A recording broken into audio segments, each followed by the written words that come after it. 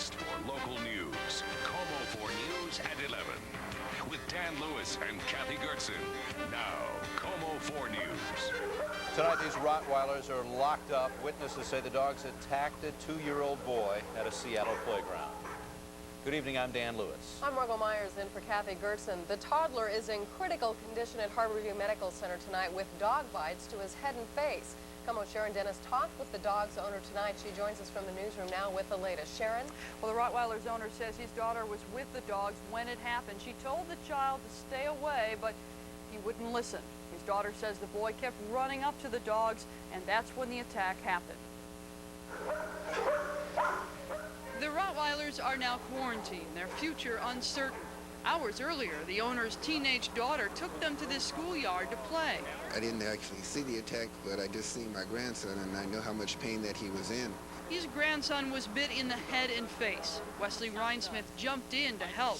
All I did is I kicked him, I punched him, then I grabbed onto the necks. To the dog's neck? Yeah.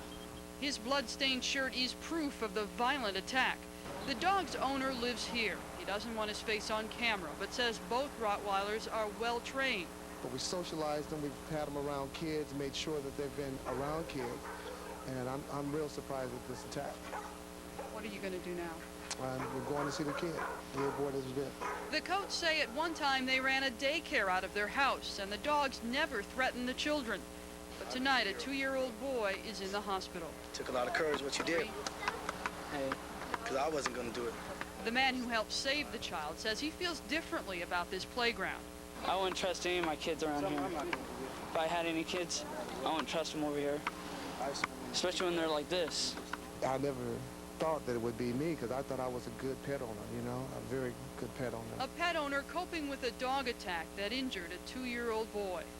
All I can do now is everybody together just pray that he'll be fine afterwards, you know, that he'll have no severe harm or no damage from this, and that he can go ahead and live a normal life.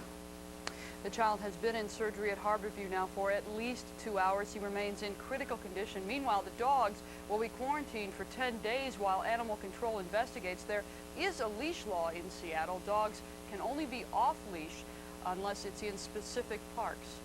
Live in the newsroom, Sharon Dennis, KOMO 4 News. Back to you. All right, let's hope that little boy recovers. Thanks, Sharon. Firefighters are on the scene of a fire right now at a commercial building in Boulevard Park. That's near Tukwila. Workers were evacuated from Ace Galvanizing just after 10 o'clock tonight. Flames were contained to the roof of the building. The fire is under control now, but there was concern about acid tanks inside the building. No word yet on how that fire started. Television viewers all over the country watched today as a dramatic rescue played out in Atlanta. An inferno, a warehouse on fire, and a crane operator trapped high above the flames. KOMO's Kevin Reese shows us that Seattle firefighters were watching too.